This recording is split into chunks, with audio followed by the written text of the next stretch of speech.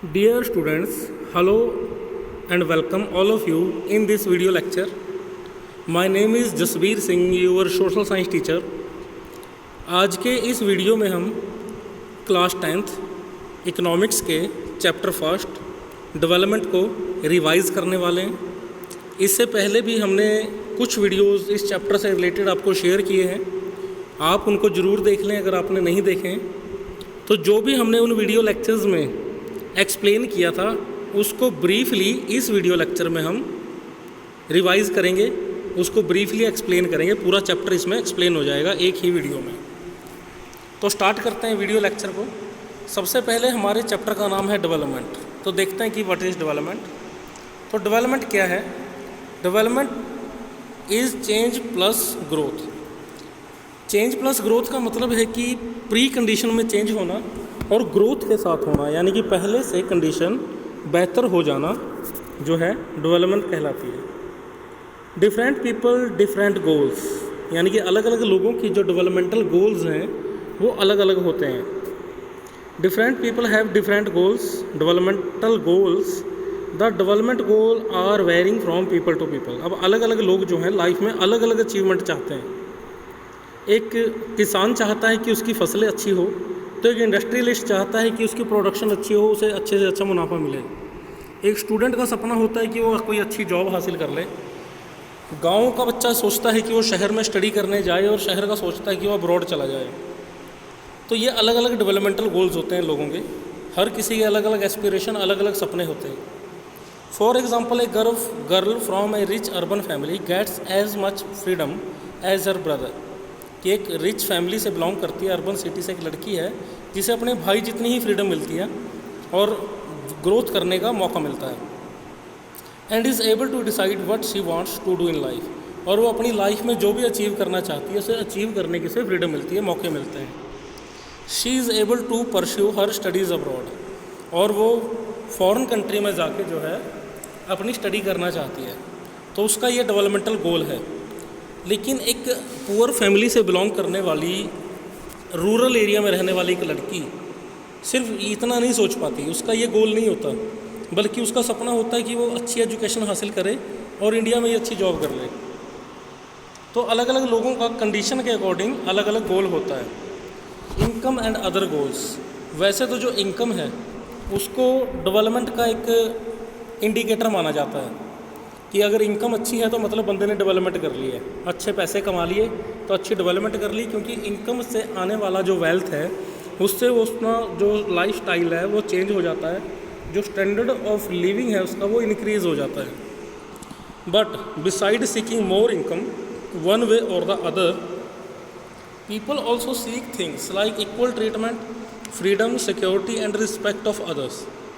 तो इनकम के अलावा इंसान को और भी चीज़ें चाहिए होती हैं। वो है इक्वल ट्रीटमेंट, कि उसे कानून के सामने या सोसाइटी में बराबर माना जाए, उसके साथ किसी तरह का भेदभाव ना हो, उसे फ्रीडम मिले, सिक्योरिटी मिले, सुरक्षा मिले उसे, और दूसरों की रिस्पेक्ट मिले। तो ये भी उसके गोल्स हो सकते हैं एज ए सोशल जो सिटीजन है एक कंट्री का, सोशल जो पर्सन है उसके नाते। Similarly for development people look at A mix of goals. तो डेवलपमेंट में जो है लोग अलग अलग गोल्स की डिमांड करते हैं, यानी कि किसी का सिर्फ एक ही सपना या एक ही डेवलपमेंटल गोल है ऐसा नहीं होता। एक पर्सन के मल्टीपल गोल्स होते हैं। अब इंडिविजुअल लेवल पे तो ये देख लिया हमने डेवलपमेंट क्या है। नेशनल लेवल पे डेवलपमेंट क्या है? नेशनल डेवलपमेंट क्या है? National development refer to ability of a nation to improve standard of living of its citizens. तो नेशनल डेवलपमेंट का मतलब है एक कंट्री की वो एबिलिटी जिसमें वो अपने रहने वाले सिटीजन्स की स्टैंडर्ड ऑफ लिविंग को बढ़ाता है, उनको बेटर फैसिलिटीज़ देके। और यहाँ पर एक चीज़ और है कि जब लोग तरक्की करते हैं एक कंट्री में रहने वाले, तो उसके साथ वो कंट्री भी तरक्की करती है। हमारी डेवलपमेंट के साथ हमारे नेशन की डेवलपमेंट भी जुड़ी होती है। Standards of living of citizen depend upon पर capita income, gross domestic product, literacy rate and availability of health etc. These factors also considered as measure of improvement. तो स्टैंडर्ड ऑफ लिविंग का मतलब क्या है कि लोगों की इनकम बढ़े, अच्छे पैसे कमाएं लोग, अच्छी जॉब हो, अच्छा उनका जो बिजनेस है या कुछ भी पैसे कमाने का सोर्स है वो बेटर हो, जीडीपी बढ़िया हो, कंट्री की प्रोडक्शन अच्छी होती है उस देश में ताकि वो अच्छे ज़्यादा से ज़्यादा एक्सपोर्ट कर सकें और इंपोर्ट पे कम से कम डिपेंड हों, लिटरेसी रेट अच्छा हो उस कंट्री का, वहाँ के लोग पढ़े लिखे हों और हेल्थ केयर फैसिलिटीज़ अवेलेबल हों, लोग बीमार कम पड़ें और बीमारी की हालत में उन्हें ईजीली हेल्थ केयर फैसिलिटी मिले ताकि वो अच्छी तरह से स्वस्थ हो सकें। तो ये इसके अलावा और भी फैक्टर हैं, रोड्स का होना या दूसरी फैसिलिटीज़ है जो सोशल सिक्योरिटी का होना, जो बुज़ुर्गों को या जो स्पेशल पर्सन होते हैं उनके लिए या स्पेशल लोगों के लिए जो है एजुकेशनल इंस्टीट्यूशंस का होना या जो एडमिनिस्ट्रेशन है उसमें लोगों का इजीली एक्सेस हो जाना, जो वो चाहते हैं वो काम हो जाए। तो कुछ फैक्टर ये मिलके जो है इम्प्रूवमेंट इनमें जब होती है तो उसे डेवलपमेंट माना जाता है एक नेशन की। अब अलग अलग कंट्रीज़ को कैसे कंपेयर किया जाता है कि कौन सी कंट्री ज़्यादा डेवलप है और कौन सी कम डेवलप है। अगर आपको कह दिया जाए कि 4 देशों के मैं नाम बताता हूँ, यूएसए है, नेपाल है, बांग्लादेश है और वेनेजुएला है, इनमें सबसे ज़्यादा डेवलप नेशन कौन सा है? तो आपका आंसर क्या होगा? यूएसए। अब किस आधार पे आपने यूएसए को डेवलप कह दिया? वैसे तो मैंने ही कहा इस वीडियो में, आपकी आवाज़ तो नहीं सुन सकता मैं, तो लेकिन फिर भी आप यूएसए को ही कंसाइडर करोगे यहाँ पे, तो उसको कैसे हम डेवलप मानेंगे? तो उसका आधार होता है इनकम और उसके अलावा और भी कई सारी फैसिलिटीज़। जैसे for comparing countries their income is considered to be one of the most important attribute. तो जो इनकम है वो सबसे ज़्यादा इम्पॉर्टेंट एट्रीब्यूट होता है जब किसी को कंपेयर किया जाता है। जैसे हम अपने मोहल्ले में 2 फैमिलीज़ को कंपेयर करें तो हम इनकम ही देखते हैं या उनका स्टैंडर्ड ऑफ लिविंग, लेकिन वो भी तो इनकम से ही आता है। अगर एक इंसान ने अच्छे रिसोर्स अपने लिए अचीव कर रखे हैं तो वो इनकम से ही तो पॉसिबल है। अच्छी इनकम थी तभी तो अच्छी कार खरीद पाया, अच्छा घर बनाया उसने, घर में एसी लगा है, तो वो भी तो इनकम से आया है। और अगर ये सारी फैसिलिटीज़ नहीं है तो मतलब इनकम लो है। तो ऐसे ही कंट्री पे भी इनकम अप्लाई होती है। अब एक कंट्री की जो टोटल लोगों की इनकम होती है अलग अलग सोर्सेस से, चाहे वो इंडस्ट्री हो, पर्सनल इनकम है लोगों की, वो सारी जोड़ के नेशनल इनकम बनती है। और जब टोटल पॉपुलेशन से उस नेशनल इनकम को डिवाइड किया जाता है, जैसे नीचे फार्मूला दिया गया है, total income of country divide by total population of country, तो जो एवरेज इनकम आती है वो उस कंट्री के लोगों की पर पर्सन एवरेज इनकम होती है, जिसे पर कैपिटा इनकम भी कहा जाता है। और पर कैपिटा इनकम के आधार पे ही कंट्रीज़ को कंपेयर किया जाता है। In world development reports per capita income is used to classifying countries. तो वर्ल्ड डेवलपमेंट रिपोर्ट्स के अनुसार पर कैपिटा इनकम के द्वारा कंट्रीज़ को क्लासीफाई किया जाता है। ये पहला क्राइटेरिया होता है। इसके अलावा और भी क्राइटेरिया होते हैं जिनके आधार पर कंट्रीज़ को कंपेयर किया जाता है। कंट्रीज़ विद पर capita income of $12,056 per annum and above in 2017 are called rich countries. Countries with per capita income of $955 or less are called low income countries. इसमें इंडिया का एग्जांपल हम ले सकते हैं कि जहाँ पे पर कैपिटा इनकम लोगों की $12,056 एनुअल इनकम है पर कैपिटा इनकम, वो रिच कंट्री कंसाइडर की जाती है या इससे ज़्यादा है। और जिन कंट्रीज़ की $955 से कम है उनको लो इनकम कंट्रीज़ माना जाता है। इंडिया इसका एग्जांपल हो सकता है। अब यहाँ पर एक चीज़ और है कि जैसे एक कंट्री है उसकी नेशनल इनकम तो बहुत ज़्यादा है लेकिन पॉपुलेशन भी बहुत ज़्यादा है उस देश में, तो जो पर कैपिटा इनकम है वो कम हो जाती है।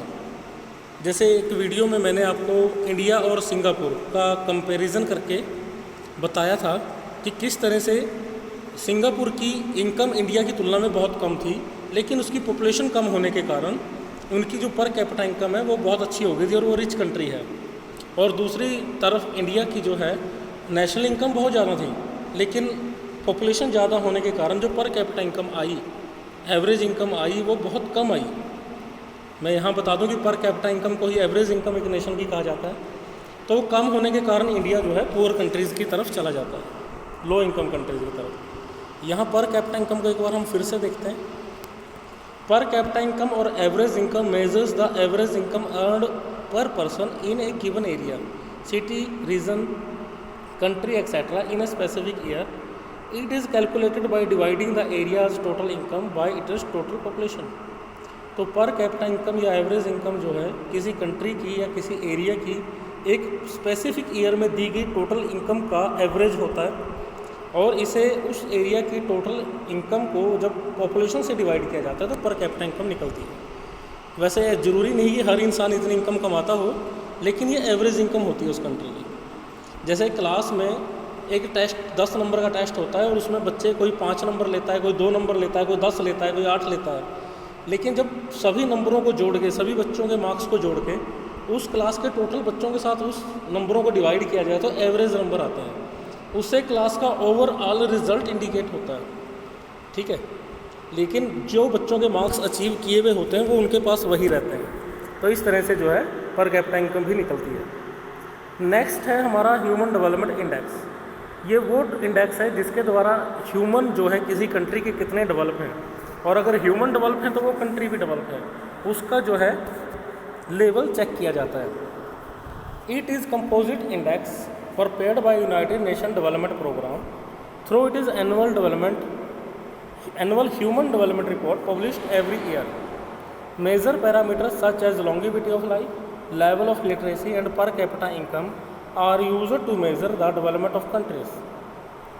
तो ह्यूमन डेवलपमेंट इंडेक्स क्या है? UNDP है, यूनाइटेड नेशन का एक पार्ट है जो annual human development report publish करती है हर साल, जिसमें अलग अलग पैरामीटर के आधार पे ये ह्यूमन डेवलपमेंट इंडेक्स निकाला जाता है कि लोगों की लाइफ कितनी लंबी है, यानी कि जो एक्सपेक्टेड लाइफ है लोगों की वो कितनी है, लोग कितना लंबा जीते हैं, मतलब कि वहाँ पर हेल्थ केयर फैसिलिटीज़ बेटर हैं, लोगों का खाना तो पीना अच्छा है, अच्छी कंडीशन में वो जी रहे हैं। लेवल ऑफ लिटरेसी कि कितने लोग पढ़े लिखे हैं, बच्चे स्कूल जाते हैं या नहीं जाते, लोगों की पर कैपिटा इनकम कितनी है, और भी कई क्राइटेरिया हैं कि पब्लिक फैसिलिटीज़ लोगों को कितनी मिलती हैं, ठीक है। Health care facility, educational facility के साथ साथ रोड है या नहीं, या लोगों का ट्रेड कितना अच्छा है उस कंट्री का, इंपोर्ट और एक्सपोर्ट का लेवल क्या है, इन सबको मिला के ये जो है कंट्री का ह्यूमन डेवलपमेंट इंडेक्स निकाला जाता है। और लोगों का जो स्टैंडर्ड ऑफ लिविंग है या उन पर रिसोर्स कितनी मात्रा में अवेलेबल हैं, इनके आधार पर भी ह्यूमन डेवलपमेंट इंडेक्स को जो है निकाला जाता है और ये रिपोर्ट तैयार की जाती है UNDP के द्वारा। नेक्स्ट स्लाइड है infant mortality rate. Infant mortality rate का मतलब क्या है? इन्फेंट का मतलब होता है चाइल्ड, छोटा सा बच्चा, जो नवजात शिशु जिसे हम कह सकते हैं। तो infant mortality ratio indicates the number of children who die before the age of 1 year as a proportion of 1000 live children born in that particular year. किसी पर्टिकुलर ईयर में एक कंट्री में अगर 1000 बच्चे पैदा होते हैं तो उनमें से कितने बच्चे जो हैं 1 साल की एज अटेन कर पाते हैं। जैसे कि पर 1000 में बहुत सारे बच्चों की डेथ हो जाती है 1 साल का होने से पहले ही, तो उस डेथ रेशियो को इन्फेंट मोर्टेलिटी रेट कहा जाता है। ये पर 1000 में निकाला जाता है। जैसे कि किसी कंट्री में मान लो कि टोटल 10,000 बच्चों का जन्म हुआ है और वहाँ पर जो है 10,000 में से 50 बच्चों की डेथ हो जाती है, वो 1 साल के भी नहीं होते, वो चाहे उनके बर्थ के टाइम पे कोई कॉम्प्लिकेशन हुआ हो या पोषण की कमी रही हो या कोई भी दूसरा कारण, कोई बीमारी हो, उसके कारण उनकी डेथ हो जाती है 50 बच्चों की। अब जब हम उसे पर 1000 में कन्वर्ट करेंगे तो जो 5 आएगा वो इन्फेंट मोर्टेलिटी रेट होगा। और यहाँ पर हेल्थ केयर फैसिलिटीज़ कंट्री की जो हैं वो नज़र आती है। नेक्स्ट है लिटरेसी रेट। लिटरेसी रेट क्या है? It is the number of people above 7 year of age who are able to read and write with understanding. Higher the literacy rate more developed state will be. India has a literacy rate of 64%.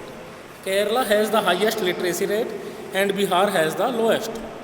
अब literacy rate क्या है कि किसी population में जो 7 साल या उससे ऊपर के लोग हैं वो पढ़ना जानते हों और लिखना जानते हों और समझना भी जानते हैं। उसे जो लिखा गया है उसे वो पढ़ के समझ लें, या जो लिख रहे हैं उसे वो लिख लें, समझ के लिख लें। तो able to read and write with understanding उनमें होनी चाहिए। और 7 साल के ऊपर के लोगों पे ये अप्लाई होता है, क्योंकि 7 साल के छोटे बच्चों पे ये चीज़ अप्लाई नहीं की जाती। किसी कंट्री का जैसे लिटरेसी रेट ज़्यादा होगा वो कंट्री फ्यूचर में ज़्यादा तरक्की करेगी, क्योंकि पढ़े लिखे लोग कंट्री को डेवलपमेंट की तरफ ले जाएंगे। इंडिया का जो लिटरेसी रेट है वो ओवरऑल 64% है। अगर स्टेट्स में से डिवाइड करें तो केरला का जो लिटरेसी रेट है वो हाईएस्ट है, वो 100% के पास है। और जो बिहार है उनका लिटरेसी रेट इंडिया के स्टेट्स में सबसे कम है। बिहार में अनपढ़ लोगों की संख्या सबसे ज़्यादा है।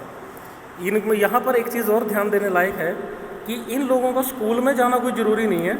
अगर ये घर पे बैठ के भी पढ़ना और लिखना सीख लेते हैं तो उन्हें भी लिटरेट माना जाएगा, पढ़ा लिखा माना जाएगा, क्योंकि यहाँ स्कूल जाना कंपलसरी नहीं है। सिर्फ इंसान की एबिलिटी होनी चाहिए कि वो लिख ले, पढ़ ले और समझ ले उसे। नेक्स्ट है net attendance ratio. It is the total number of children of age group 14 and 15 years who attending school as a percentage of total number of children in the same age group. तो देखो net attendance ratio जो है ये 14-15 years के बच्चों के group पे apply होता है। इसका मतलब है कि 14-15 साल के जो बच्चे हैं वो स्कूल जाते हैं या नहीं। 14-15 साल की एज ग्रुप के जितने बच्चे हैं वो उनके टोटल जितने बच्चे एक कंट्री में हैं उनमें से कितने परसेंट बच्चे स्कूल पहुंच रहे हैं, ये नेट अटेंडेंस रेशियो पे आता है। अगर वो स्कूल जाएंगे तो वो हायर एजुकेशन की तरफ भी जा पाएंगे। तो ये भी लिटरेसी रेट को निकालने का ये क्राइटेरिया है। यहाँ पर एक टेबल दिया गया है, इंडिया के 3 स्टेट्स को यहाँ कंपेयर किया गया है, हरियाणा, बिहार और केरला को। यहाँ सबसे पहले इन्फेंट मोर्टेलिटी रेट 2016 का निकाला गया है, जिसमें हरियाणा का 33 है, केरला का 10 है, बिहार का 38 है। यानी कि इतने बच्चे 1000 बर्थ पे 2016 में डेथ हुई थी इतने बच्चों की। अब लिटरेसी रेट 2011 का यहाँ पर दिया गया है। हरियाणा का 2011 में लिटरेसी रेट 82% था, केरला का 94% था और बिहार का 62% था। अब यहाँ पर नेट अटेंडेंस रेशियो है पर 100 पर्सन में कि अगर 100 बच्चे हैं तो कितने बच्चे स्कूल जा रहे हैं सेकेंडरी स्टेज पे, यानी कि 10th क्लास के लिए कितने बच्चे पहुँच रहे हैं 10th क्लास में पढ़ने। 9th 10th की बात हो रही है यहाँ पे, सेकेंडरी लेवल उसे ही कहा जाता है। तो हरियाणा में 100 में से 61 बच्चे स्कूल पहुँचते थे, तो केरला में 83 और बिहार में 43। तो देखो यहीं केरला और बिहार का कितना डिफरेंस नज़र आएगा। यानी कि यहाँ कहने का मतलब है ये 2013-14 के जो डाटा है उसके अकॉर्डिंग है जो नेट अटेंडेंस रेशियो है। केरला में सबसे ज़्यादा बच्चे स्कूल जा रहे थे तो बिहार में सबसे कम, और हरियाणा का एवरेज था। नेक्स्ट है पब्लिक फैसिलिटीज़। पब्लिक फैसिलिटी वो फैसिलिटी होती हैं जो हमें सरकार प्रोवाइड कराती है। इंसान कितना भी रिच हो, इन फैसिलिटीज़ को वो अफोर्ड नहीं कर सकता। तो facilities which are provided by the government considered as public facility like school, hospital, community hall, transport, electricity etcetera. तो ये पब्लिक फैसिलिटी हैं जो जैसे स्कूल हैं, हॉस्पिटल हैं, कम्युनिटी हॉल हैं, ट्रांसपोर्ट है, इलेक्ट्रिसिटी है। ये वो फैसिलिटीज़ हैं जो हमें सरकार प्रोवाइड कराती है और ह्यूमन जो हैं अपने आप से इन फैसिलिटीज़ को अचीव नहीं कर सकते। ट्रांसपोर्ट में सड़कें, रेलवे ट्रैक, एयर ट्रांसपोर्ट सब आ जाता है, यहाँ तक कि कम्युनिकेशन भी आ जाता है इसमें, जो मोबाइल टेक्नोलॉजी है, इंटरनेट वगैरह है। We need public facility because we are not able to purchase all things by money. We can not able to buy a pollution free environment with the help of money. अब देखो यह public facility हैं जिसे हम अपने पैसों से purchase नहीं कर सकते, चाहे हम कितने रिच हों। हम एक पोल्यूशन फ्री एनवायरनमेंट पैसों की मदद से हासिल नहीं कर सकते। इसमें पूरी कम्युनिटी का, पूरी कंट्री का या ओवरऑल कंट्रीज़ का जो योगदान है वो होना बहुत ही ज़रूरी है। तो पब्लिक फैसिलिटीज़ मीन्स जो पब्लिक के लिए सरकारें फैसिलिटी प्रोवाइड कराती हैं और पब्लिक मिलके इसके लिए टैक्स पे करती है इन फैसिलिटीज़ के लिए। जो भी हम टैक्स देते हैं वो इन फैसिलिटीज़ के नाम पे ही देते हैं और सरकारें हमें ये प्रोवाइड कराती हैं। और इनके बिना भी कोई कंट्री डेवलप नहीं हो सकती। एक कंट्री में लोग बहुत रिच हैं लेकिन वहाँ हॉस्पिटल नहीं है, स्कूल नहीं है, ट्रांसपोर्ट फैसिलिटी नहीं है, इलेक्ट्रिसिटी नहीं है, तो वो कंट्री ना तो डेवलप हो सकती है और ना ही फ्यूचर में डेवलपमेंट कर सकती है। नेक्स्ट है सस्टेनेबिलिटी ऑफ डेवलपमेंट। ये बहुत ही इंपॉर्टेंट टॉपिक है, इसके ऊपर मैंने 2 वीडियोज़ आपको शेयर किए हैं। It means development without hampering the environment. तो डेवलपमेंट का मतलब क्या है कि डेवलपमेंट तो हो लेकिन एनवायरनमेंट को हैम्पर करके, नुकसान पहुंचा के ना हो। कि जैसे आपने देखा होगा कि सबसे पहले ट्रांसपोर्ट के लिए जो स्टीम इंजन थे उसका आविष्कार हुआ, ट्रेन्स में और शिप्स में इंजन लगाए गए और बाद में इंडस्ट्रीज़ में भी इंजन लगाए गए, जिससे बहुत ज़्यादा कोयला जलने के कारण एक तरफ जहाँ कोयला ख़त्म होता जा रहा था क्योंकि कोयला एज ए फ्यूल यूज़ होता था, दूसरी तरफ कोयले से निकलने वाले धुएँ से हमारा एनवायरनमेंट भी पोल्यूट होता था। तो कोयल स्टीम इंजन की जगह पर इलेक्ट्रिकल मोटर ने ले ली। आज के टाइम में हम देखते हैं कि ट्रेन हो या शिप हो या फिर इंडस्ट्रीज़ हो, उनमें इलेक्ट्रिसिटी यूज़ होती है और इलेक्ट्रिसिटी बनाने के लिए भी हम नॉन कन्वेंशनल सोर्स की तरफ चले गए। हम बिजली जो है हवा से पैदा कर रहे हैं, जियोथर्मल एनर्जी से पैदा कर रहे हैं, टाइडल एनर्जी हम पैदा कर रहे हैं, हम हाइड्रो इलेक्ट्रिसिटी बना रहे हैं, बिजली जो पानी से बनती है। और इनके साथ जो है हमारा एनवायरनमेंट भी हैम्पर नहीं होता और हमारी डेवलपमेंट भी हो रही है, क्योंकि वो काम भी नहीं रुका। It is the process of development that satisfy the present needs without compromising the needs of the future generation. और ये वो प्रोसेस है जिसमें डेवलपमेंट तो होती ही रहे और उसमें प्रेजेंट की जो नीड्स हैं वो भी पूरी होती रहे, लेकिन हम फ्यूचर जनरेशन की जो नीड्स हैं उनके साथ भी कॉम्प्रोमाइज़ ना करें। हम रिसोर्सेज को इतना ज़्यादा एक्सप्लॉइट ना करें कि फ्यूचर जनरेशन के लिए वो रिसोर्स रही ही ना, वो ख़त्म ना हो जाएं। तो सस्टेनेबिलिटी ऑफ डेवलपमेंट का मतलब है डेवलपमेंट करें लेकिन प्लानिंग के साथ, प्लान डेवलपमेंट करें और डेवलपमेंट के लिए जो रिसोर्स हम आज यूज़ कर रहे हैं उनको इस तरह से रिसोर्स को यूज़ करें, उन्हें रिसाइकल करके या रीयूज़ करके या रिड्यूस करके, कि फ्यूचर के लिए वो रिसोर्स हमारे लिए बचे रहें, फ्यूचर जनरेशन को भी वो रिसोर्स प्राप्त हों, और साथ ही साथ जो हम फ्यूल की तरह लिए यूज़ कर रहे हैं जिन प्रोडक्ट्स को, वो प्रोडक्ट इस तरह से यूज़ किए जाएं या उनके अल्टरनेटिव या नॉन कन्वेंशनल सोर्स को एनर्जी के हम यूज़ करें कि हमारा एनवायरनमेंट जो है वो भी हैम्पर ना हो, उसको भी नुकसान ना पहुँचे और हम क्लीन और क्लियर हवा में सांस भी ले सकें और हमारा वाटर बॉडीज़ भी पोल्यूट ना हो। और इसके लिए सरकारों ने कोशिशें भी की हैं और इस पर प्रयास भी चल रहे हैं।